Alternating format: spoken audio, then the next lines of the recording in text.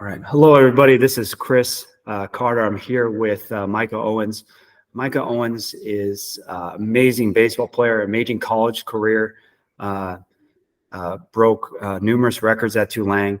I had the privilege of playing with Micah in high A and triple A, where I got to see him not only pitch and blow it by hitters, but also get up there and bang some balls off the fence. He's one of the few people I've seen outside of Shohei Ohtani. I got to play with him. Micah and Shohei are kind of in the same group, but I got to see Micah just really be a dominant pitcher and be a great hitter, and somebody that I also just consider a great teammate. He was one of those guys that was watching the game when he wasn't pitching or wasn't hitting, cheering his teammates on. He came over to me a couple times and kind of, said some positive things that really, through baseball, there's a lot of failure and some things that you need to hear from teammates. And he was, he was that person. And so really an honor to have you here, Micah. I know you're coaching now at Gainesville. You're the head high school coach. And again, honored to have you on and talk about travel ball. Thank you. Yeah, no, dude, it's an honor. The connection as a teammate, and now what you're doing, and the synergy and the need for it, just with youth and development and really awareness, for kids and parents. There's not enough of it. So first of all, it's an honor, to be on with you and catch up and talk the game. I think that's a lost art. Talk programs, that's a lost art. I do have to clarify, I'm the director of baseball operations here. My mentor is Chris Carpenter. He's the head coach here. And then my brother, John Mark, who played professionally too, is here on staff with us. And my other brother, Josh, runs our middle school program, just to clarify what we got going on here now since I joined in May. But then you did mention, I appreciate and humbled by the Shohei comparison, but you said off the fence. I think some of those did go over the fence. Absolutely. Absolutely, man. You could hit for power. I remember watching you in BP. I was like, my God, he has more power than me, and that's my job to hit for power. And I got a pitcher showing me up. No, I'm messing with you, dude, but I appreciate it. You were awesome. So let's start. So this is really focused on travel ball, youth baseball, spans a large, large age group from 8 to 18. You're one of the few players, we may be seeing it now with Shohei, but one of the few players that you were a pitcher and catcher. You were a hitter and pitcher for a long time. You did both. I'm already seeing. I coach a 10U team. The Aviators absolutely love them, but I'm seeing some 10U teams already having 10-year-old players specialize in pitching and being a pitcher only. What are your thoughts on kind of specializing, focusing on one position, and maybe even taking that to the next level, not just specializing in one position, but just being a pitcher only, and you don't even work on your craft of hitting anymore? What are your thoughts on that? Man, I just got off a call. We have a feeder program here now with seven travel teams from the ages of 9U to 14U. And I just got off with one of the parents in our 11U asking about, evaluation and position, just to your point. And it was like, I can't tell you he's a shortstop, catcher, first baseman. He's 11. And what we encourage is to play multiple positions, to learn the game in multiple positions, learn the game, develop, be versatile. And then I even encourage, I still am old school. I encourage, dual sports. We have multiple athletes that play both here. Two of our only two seniors played football too and made a run at the state championship this year.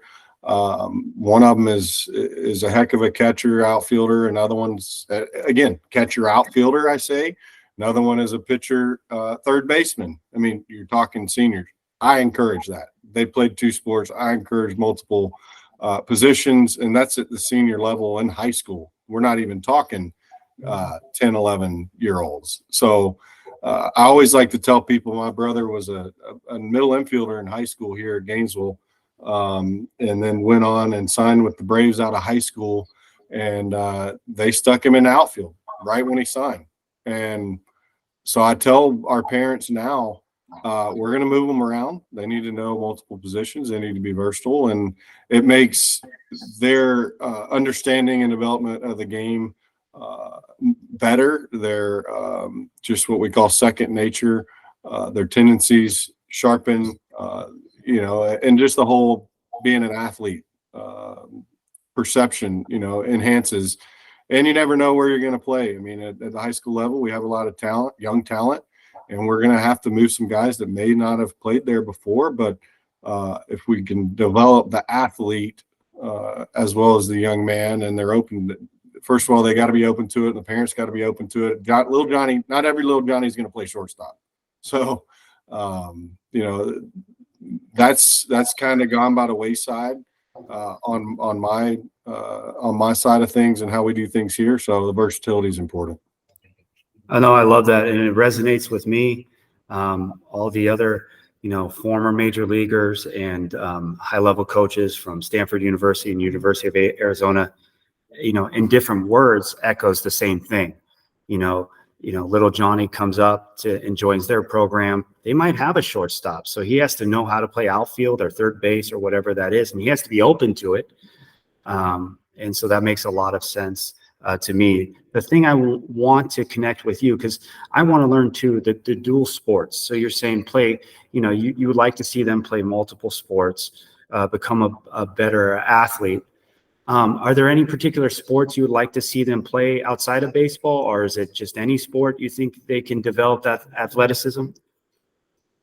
No, I just say play multiple sports, and I have a good working relationship with Coach Gibbons, the varsity basketball coach here. This is his first year too here, and Coach Niblett, the football coach here, who's I think recently ranked the top high school coach in the country. The dude knows the game. He knows how to coach. He knows young men, and he's first class. They both do things the right way. So I think it's important for the coaches to have those working relationships with other coaches, and to encourage that. And let's be honest, if they're out doing other sport, and gaining, just those athletic skills in other sports, it's going to help in baseball. I'll go back to Coach Carpenter, who's our head coach here and pitching coach, 8-year big leaguer. He was a 3-sport All-American in high school and then a 2-sport All-American in college at Georgia. I mean, the most athletic guys, and we both have witnessed it, that get to the highest level, that we were fortunate and succeed at the highest level, play multiple sports still. I mean, this whole thing of being year-round, you can do year-round things, but there's also a risk of injury and a medical component to that. I've talked to Dr. Andrews regularly. He's a good friend of mine. He did 2 of my surgeries, unfortunately, but I had to get them done. I went to the best. And we talk all the time about some of these throwing programs, the weighted ball stuff. I'm not a fan. I'll be honest. I'm clearly not a fan after talking to Dr. Andrews. He's seeing teenagers getting Tommy John now and operating on teenagers. And yes, I will say weighted ball, there's a fit for it when you're doing anything external, but when we're releasing balls forward, even a ball, the weight of a baseball is really not designed for our bodies, to release the weight of a baseball. So let's take it up, in weight, and it's not good. So I'll tell parents that all day long. If they have a problem or don't understand, we can sit down and talk about it. We'll get them on a throwing program. You know what my dad always said when I was growing up? He said, "You want to jump higher? Go jump. If you want to throw harder, go throw. If you want to throw harder, go throw. Get on a good throwing program." So people nowadays will say, "Well, you're old school," and yeah, it might be, but the time and evolution of the game has shifted into how hard we can throw. How hard can Johnny throw at 10, 11, 12? We got radar guns out, which is astronomically just ridiculous. And what we believe and continue to imprint here is pitching and defense wins ball games. It's time and time again proven throughout the history of the game. And we're going to hit. I mean, that's a given. Every kid wants to hit all day at practice. You're a hitter. I mean, you wanted to hit. But the pitching and defense continually wins. Throwing strikes wins. If you can throw 90, 100 miles per hour, but you can't throw it over the plate, you're not going to pitch. I'm sorry. You're not going to pitch. You're not going to get an opportunity here. You're not going to get an opportunity in college. You're moving on. Great stuff. And what a great group of guys you have coaching. You talk about Carpenter, talk about your brother. It sounds like you got a lot of good things going on and very impressive. I have marked right here. You talked about, you mentioned Carpenter and what it takes to become a young man. We talked a little bit about athleticism, but there's also like a mental athleticism. There's a mental component that these young kids go through and dealing with baseball and dealing with failure and being a good teammate. What do you see right now at the high school level that maybe they are being coached well in travel ball or they're not being coached well enough when they come to you about the mental aspect of baseball? What I see is the worst thing I've probably seen is entitlement with our young kids. I don't blame the kid. I really don't. He's learning that from somewhere, from some coaching, some facility, maybe at home with parents. And I'm not going to single anybody out by any means. This is in general. So entitlement and everybody, the video games, the technology is taken away from going outside and just playing. How did we learn growing up? We went out and played. If we weren't playing with a basketball or a baseball or a bat in our hand, it was a basketball or it was a football. We were playing until dark, and then we were being yelled at from our parents to come inside. I tell all of our kids and parents, go outside and play. Like, get off the tablets, go outside and play. So that would probably, my first thing would be the entitlement, and then not really wanting to put in the work. But some of these kids, they don't know how to put the work in because they aren't coached or driven like we used to be driven. We were fortunate to have some of the greatest coaches. In my rookie year, we're in Arizona. We had, the skipper now for the Giants, Bob Melvin. He was our skipper. And then I get traded to Cincinnati. I had Dusty Baker, who's, first ballot Hall of Famer. And, those are at the highest level.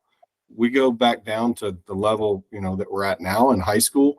I did have Coach Carpenter. I had multiple of great influences. When I was at Georgia Tech, I had Danny Hall, and then at Tulane, I had Rick Jones, both Hall of Fame manager, head coaches at quality institutions. And you being at Stanford, I mean, the knowledge that you gain and the experience being around those is what I've tried to grasp. And I think you said earlier, being a student of the game, that's why I always respected about you too. It was, what can I learn? What can I, take and implement into my craft to make me a better player, to make me a better teammate.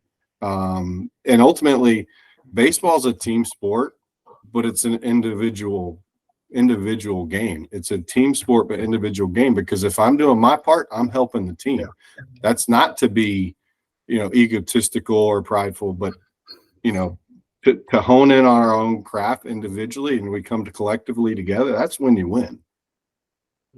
No, I'm having so many memories surface because of some of the things you said. So one of the things that I know you'll agree with, and I was in Major League Alumni Association convention of like 100, I think there were 120 of us. And the question was asked, who made it to the major leagues by yourself? And no one raised their hand. No one raised their hand on that question, because every one of us had one person, two people, three people, whatever, help us. Someone had to help us. And I think of great coaches. You're talking about great coaches. I had a great coach, many great coaches, and I apologize if I don't name all of them, but I'm only going to talk about two. Eric Johnson. Eric Johnson, I was 10 years old, former major league player out there in California, teaching me how to play the game at that time as a 10-year-old player, but also teaching me how to play the game when I was much older, teaching me at that young age how to deal with things that I wouldn't have to deal with till I was 17, 18, 19 years old. That failure, going in slumps, going 0 for 32 or 1 for 35. Those are things that he prepared me for because he was a great coach. He knew what he was doing. And then I was a late draft pick. by the Diamondbacks, I had Bill Plummer. You want to talk about old school? He was back up behind Johnny Bench. I think he has 60 plus years in professional baseball. He used to be the manager for the Mariners at the highest level. He was my coach in A-ball when I first signed. I mean, you want to talk about old school, but also teaching you how to approach the game in ways I didn't even understand what he was teaching me till I got to AAA, AA, big leagues. And looking back on it, I said, that coach was preparing me for the obstacles he knew I was going to confront, that I wasn't confronting at the time when I played for him, but when I got later. And that's what comes to mind when you talk about a good coach. A good coach knows what you're going to deal with now and deal with later. And I can see you ready to respond to that. But like, that's when you're talking about good coaches and the journey baseball players go through, good coaches know that path, know that road, and they know how to prepare you for it. So yeah, go ahead, Micah. Yeah, man. Yeah, my mind just gets flooded too. And you mentioned Plum, with Bill Plummer. It was my first AA stint there when we were together, and he told me something really defining. He said, and I'd just gotten called in and moved up to AAA to Tucson, and he said, don't change what you're doing, because you think you get promoted and you got to do something different. He said, continue to attack, continue to throw the ball inside, and continue to trust. Oh my gosh, like trust in your ability. And you talked about earlier, you asked me about the mental side. First thing, a young man, any age, you have to trust in your own ability before you even step on the field. A lot of that comes into the preparation and the practice and the work you put in, but it also comes into those of us that are in, influential coaching positions to help instill that trust into our players. Like, dude, you got good hands, trust them, trust in your God-given ability, and we're going to refine it. There's certain things we can tweak and make better. But I remember Plum telling me that, and I could go through a laundry list like you of coaches, and I'm remiss to, I hate missing anybody, but with us that year was Dan Carlson, pitching coach, who's with the Diamondbacks in the big leagues now, and one of the best I was ever around in pro ball. DC helped me so much in my career. The influences, the opportunity that we have. And it's not like we learn it overnight. I'm a student of the game now. Like, if there's something I can learn to help, and I'm so blessed to have so many of these guys around me, and have others on speed dial to talk to, again, talking the game's a lost art. Just talking this, I'm making notes of, hey, I need to talk to my players about this. It's like, they seem simple. They seem almost so simple to even say. But a lot of the cliches that got me through games at the highest level were pitch by pitch, make that pitch. Let's take it down to the elementary. Oh, arm up, finish, take it down, simplify it. Because when you're in the mound in front of 50,000 people and you're facing the best hitters in the game, the toppest premier talent, you can start thinking all that, and you start getting drugged down just like any other kid. You're 0-2-1-2. I don't want to strike out. That's the first thing that comes to mind, right? Instead of, let's reinforce that with a positive, put the bat on the ball, make contact, minimize those, replace them with positives. If I'm thinking, crap, I'm 3-0, and Plum used to have a finding system if you walked a guy, 4 straight balls. So yes, that would creep in. Remember that stuff? That would creep in. I'm like, oh, I don't want to get fined. I can't walk him here. Yeah. No, I can't think like that. No, I got to trust this pitch. I'm going to make this pitch. I'm going to get back in the count, trust my defense. I'm going to throw over the plate. I'm going to throw strikes. I mean, those little simple, they seem simple, but they're so true, and they go so far at every level of the game. Yeah. No, having a great coach can be all the difference. And it's not a coach telling you, to swing harder or swing at strikes, or I guess, throw strikes, throw the ball over the plate. It's a coach that gives you some information that's catered to you, and he knows it's going to be your thing that you're going to have to overcome to get to the next level. And it's funny, Plum said that to you. He told me what I needed to work on and do different. So he didn't give you a cookie cutter message. It was deliberately for Micah. And for me, it was something that was, again, special for me and it helped me. So, he is a great coach, and, I was fortunate enough to play with him, or we were fortunate. And then, now we're in the positions of coaching. It's just like, okay, how do I be like those great coaches we had? How do we provide that knowledge that'll get that player to that next level, or over that obstacle that'll keep them from getting to that next level, is something that I think about all the time.